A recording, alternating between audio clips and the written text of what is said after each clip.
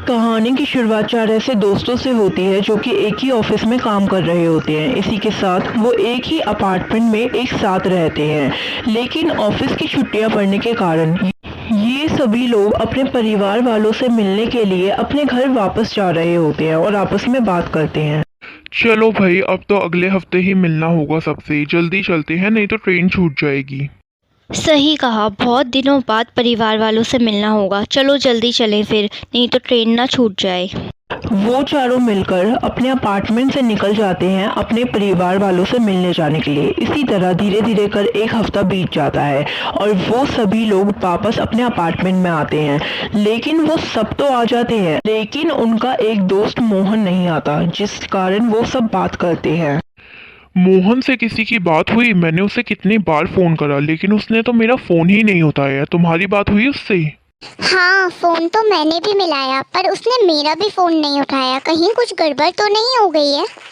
मोहन को लापता हुए 3 दिन हो जाते हैं और मोहन के दोस्तों को उसकी कोई खबर नहीं होती है। लेकिन एक रात की बात है, केशव के घर पर कोई बहुत जोरों से दरवाजा खटखटा रहा था, जिसकी आवाज सुनकर केशव के घर पर सभी लोग इकट्ठे हो जाते हैं और कहते हैं, इतनी रात को कौन आया होगा केशव? हम भी तुम्हारे साथ चलें देखने के लिए?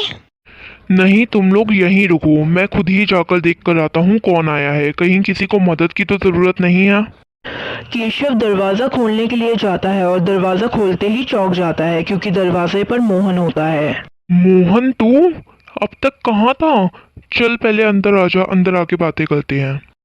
मोहन, अब तक कहाँ थे तुम? और हम फोन कर रहे थे तो तुम फोन क्यों नहीं उठा रहे थे? सब कुछ ठीक तो है ना?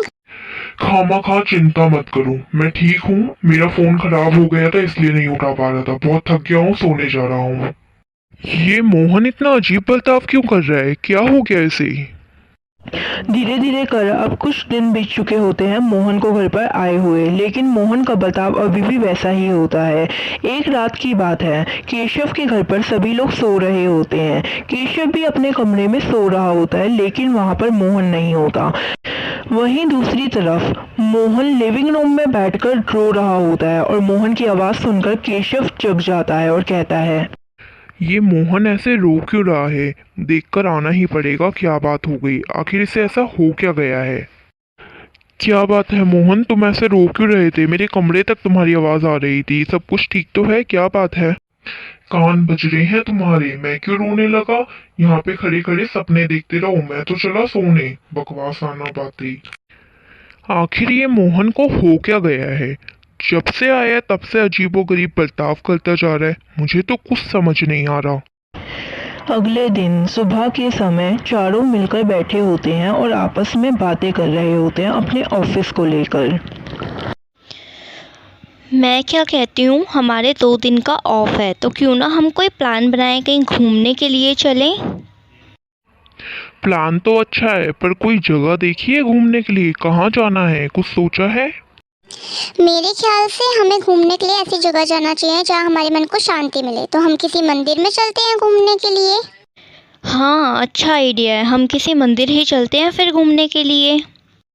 खबरदार, जो किसी ने मंदिर जाने का सोचा भी तो, ना मैं मंदिर जाऊंगा ना तुम में से कोई। अगर ऐसा हुआ तो अंजाम बुरा होगा। ये मोहन को हो क्या गया है? ये मंदिर जाने के नाम से ऐसे क्यों बर्ताव कर रहा है? जरूर कुछ तो गड़बड़ है। उसी रात की बात होती है, सभी लोग अपने कमरे में सो रहे होते हैं कि तभी आयुषी को प्यास लगती है और वो पानी पीने के लिए उठती है और किचन की तरफ जाने लगती है। आयुषी किचन में जाकर पानी पी ही रही होती है कि तभी वो खिड़की से देखती है कि मोहन छत की तरफ जा रहा होता है, जिसको देख के आयुषी चौंक जाती है और वो अपने कमरे में जाकर राधिका को उठाती है। क्या बात है? कौन सा भूत देख लिया तुमने जो मुझे इतनी रात में उठाया है? क्या हुआ है? तुम्हें पता है, मैंने अभी मोहन को छत पर जाते हुए देखा। तुम्हें तो पता ही है वो कितना डरपोक है, और वो अभी अकेले छत पे चला गया।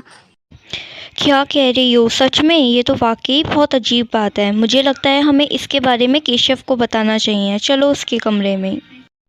आयुषी और राधिका मिलकर केशव के कमरे में जाते हैं और केशव को उठाते हैं और केशव को सारी बातें बताते हैं कि कैसे आयुष छत पर अकेले गया है और उसके बर्ताव के बारे में बात।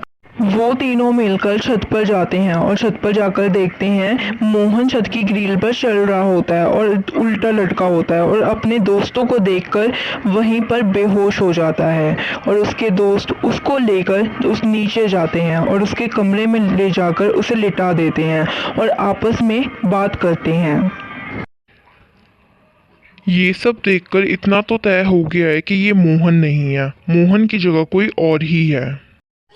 तुम कहना क्या चाहते हो? मोहन नहीं है तो और कौन है? शरीर मोहन का है लेकिन उसके अंदर जो आत्मा है वो मोहन की नहीं है, क्योंकि मोहन ऐसा बर्ताव कभी कर ही नहीं सकता। क्या वो तीनों मिलकर अपने दोस्त मोहन को बचा पाएंगे या नहीं, जानने के लिए कहानी का अगला पार्ट देखें। अगर आपको मेरी कहानी थोड़ी सी भी पसंद आए तो चैनल को सब्सक्राइब करें और इस चैनल को आगे बढ़ाएं और वीडियो को एक लाइक तो बनता है।